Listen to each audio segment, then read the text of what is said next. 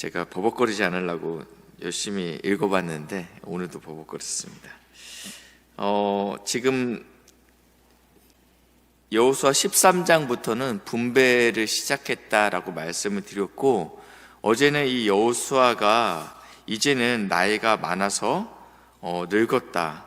그러나 여전히 얻을 땅이 많이 남았음에도 불구하고, 아직 정복해야 될 땅이 있음에도 불구하고 믿음으로 지금 땅을 분배하고 있다라고 말씀드리면서, 오늘은 특별히 읽었던 본문은 요단의 동편 땅입니다.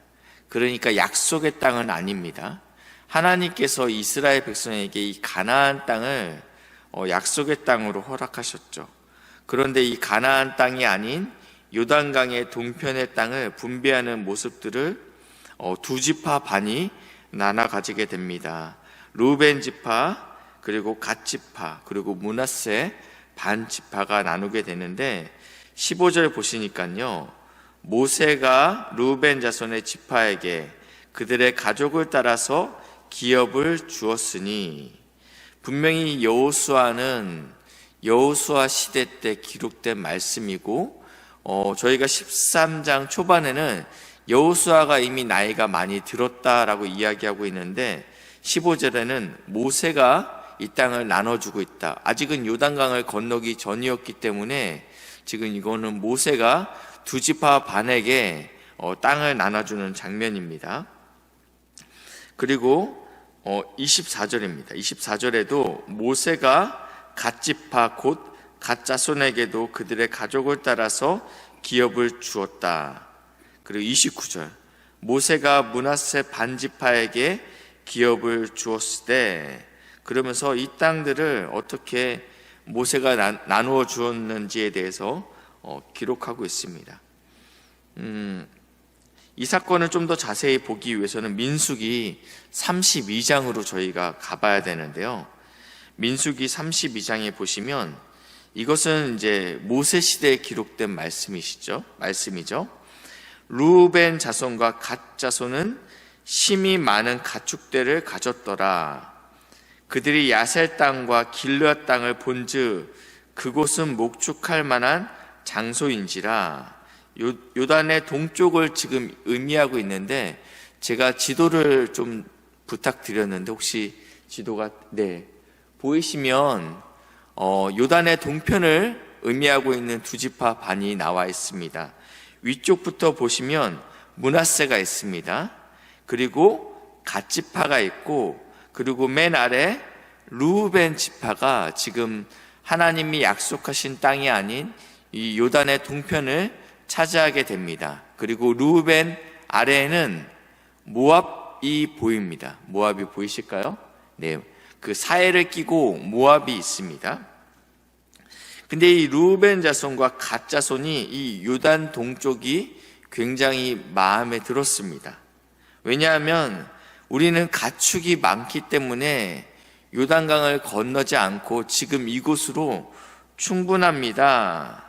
이 땅을 본즉 이곳이 어떠한 장소인지 알았냐면 목축할 만한 장소다라는 생각이 들었다라는 것입니다. 창세기 13장 말씀인데요, 13장 말씀에는요, 아브라함과 그의 조카 롯이, 지금 아브라함이 서로 가축이 많음으로 다투었다라고 이야기합니다. 그러면서 아브라함이 이야기하죠.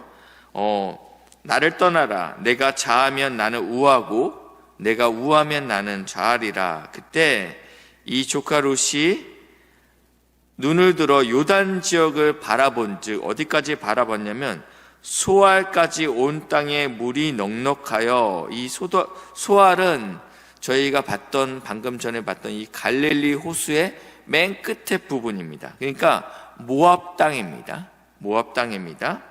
그 모압 땅 안에 있는 도시가 바로 어디냐면 소돔과 고모라입니다. 근데 이 땅이 아직 멸하시기 전이었기 때문에 이 땅이 어떤 땅처럼 보였냐면 여호와의 동산과 같고 애굽 땅과 같았더라. 애굽하면 당대 최고의 문명의 도시였습니다. 그러니까 눈으로 본즉 이 땅이 물이 넉넉했기 때문에 내가 이 땅이 참 마음에 듭니다 라고 고백했다라는 것입니다. 한 군데 더 볼 수 있는데 성경은 찾지 않지만 저희가 룻기에서 알 수 있습니다. 베들레헴에서 살고 있었는데 이 나오미와 그의 가족들이 이 땅에 기근이 찾아옵니다.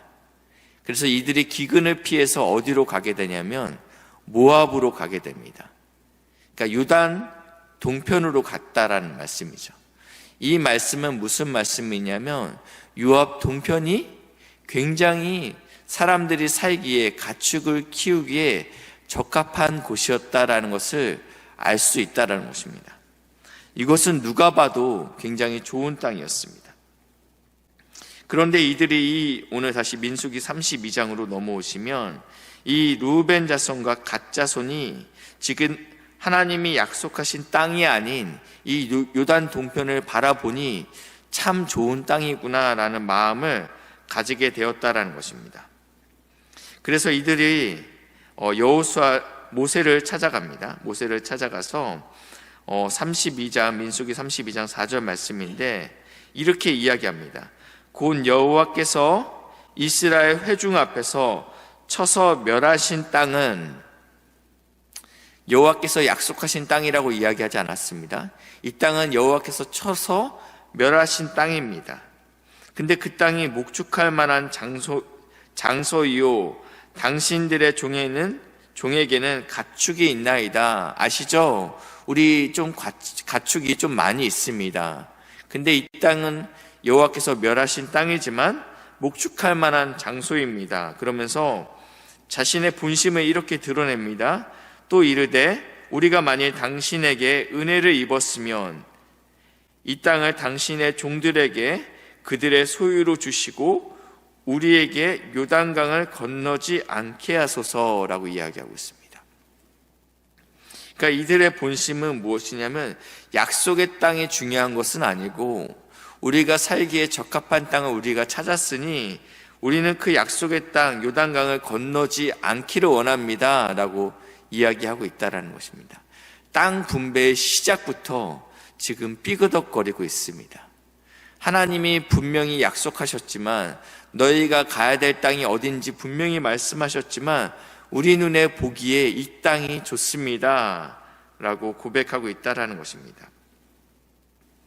아브라함의 조카와 그리고 나오미의 가족들이 이 모압 땅이 보기에 참 좋았으므로 그 땅을 선택했을 때 그들의 인생이 과연 어떠했는지 말씀을 드리지 않아도 잘 아실 거라고 생각합니다. 이 이야기를 들은 모세는 분노합니다. 6절에 그 말씀이 나와 있는데, 너희 형제들은 지금 약속의 땅으로 이제 건너가게 되면 계속된 고단한 싸움을 해야 됩니다. 근데 너희는 이미 정복한 그 땅에서 더 이상 전쟁을 하지 않겠다, 손에 피를 묻히지 않겠다 라고 이야기하고 있느냐? 근데 중요한 것은 이들 중에서 이 루벤 자손은 12지파 중에서 첫째 지파입니다. 장자 지파입니다. 근데 그 장자 지파가 나는 더 이상 싸우지 않겠다고 의욕을 꺾고 있다라는 것입니다. 이것은 굉장히 이 나머지 백성들에게 사기를 꺾는 행동이죠. 그러니까 이제 모세가 여기서 분노할 수밖에 없었습니다.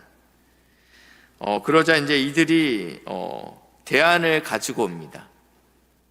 대안을 가지고 옵니다.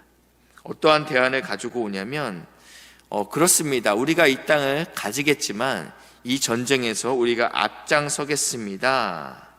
그리고 민수기 32장 18절에는 이스라엘 자손이 각기 기업을 받기까지 우리는 집으로 돌아오지 아니하겠습니다. 우리가 이 전쟁에서 앞장서겠지만 그리고 이 전쟁이 끝날 때까지 우리가 동쪽에 있는 땅으로 돌아오지 않겠습니다. 굉장히 합리적이죠. 내가 모든 수고를 하겠다라는 거예요. 나도 열심을 내서 내가 할 만한 헌신들은 다 감당하겠지만 약속의 땅에는 들어가지 않겠다라고 이야기하고 있습니다. 그리고 내가 요단 저쪽에 서 있는 그 약속의 땅 기업을 받지 않겠습니다. 거기서 생기는 이익을 취하지 않겠습니다. 나의 책임을 다하겠으니 내가 약속의 땅은 들어가지 않겠습니다. 라고 고백하고 있습니다. 어떻게 보면 문제가 되지 않는 것 같습니다. 내가 할 바를 다 감당하면서 그리고 또 내가 얻을 것들을 취하고 있기 때문입니다. 민수기 32장 33절에 그래서 모세가 허락하죠. 그들에게 갓 자손과 루벤 자손과 요셉의 아들 므낫세 반 지파에게 이 땅을 허락하게 됩니다. 이러면서 이 땅의 분배가 맞춰지게 됩니다. 아직까지는 문제가 없는 것처럼 보입니다. 그러나 이것은 영적으로 심각한 문제가 있는 것입니다. 히브리서 12장 말씀인데요. 12장 제가 잠깐 읽겠습니다. 12장 16절부터 17절 말씀인데요.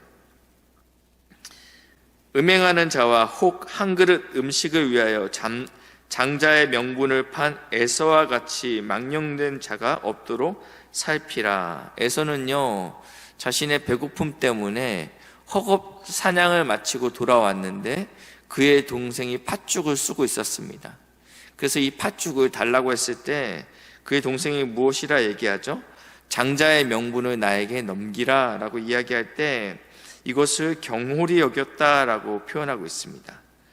17절에 보니까요, 너희가 아는 바와 같이 그가 그 후에 축복을 이어받으려고 눈물을 흘리며 구하되 버림바 되어 회개할 기회를 얻지 못하였느니라.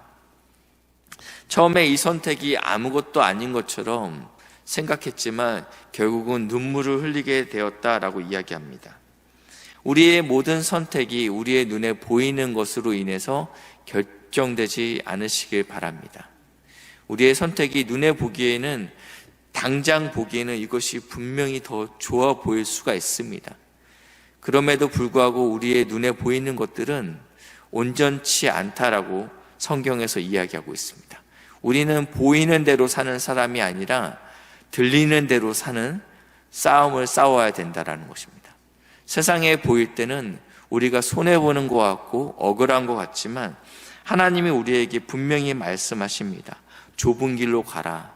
크고자 하는 자는 섬기는 자가 돼야 된다. 그리고 나를 따르라. 십자가를 지고 나를 쫓으라 라고 말씀하고 있습니다. 우리의 싸움은 취하는 싸움이 아닌 들리는 대로 순종하는 싸움이어야 된다라고 오늘도 말씀하고 있습니다. 이 말씀을 잘 붙들고 하나님께서 우리에게 말씀하시는 대로 오늘도 순종의 걸음을 걸으시는 복된 은혜가 있으시길 주님의 이름으로 축복합니다. 기도하겠습니다. 사랑의 하나님, 감사합니다. 이 땅에 참 눈에 보이는 화려한 것들이 많이 있지만 그럼에도 불구하고 우리가 보이는 것에 혹하는 것이 아닌 주님이 우리에게 말씀하시는 대로 약속의 땅을 취할 수 있는 믿음의 싸움 싸울 수 있도록 인도하시고 역사해 주시옵소서. 이 나라 이 민족을 기억하여 주시고 위정자들을 기억하여 주시고 모든 일어나는 사건들 가운데 하나님께서 두렵고 떨림으로 다니엘과 같이 요셉과 같이 누구보다도 하나님을 두려워하고 백성을 사랑하는 지도자들이 곳곳에서 일어날 수 있도록 인도하시고 역사해 주시옵소서. 감사드리며 예수님의 이름으로 기도했습니다. 아멘.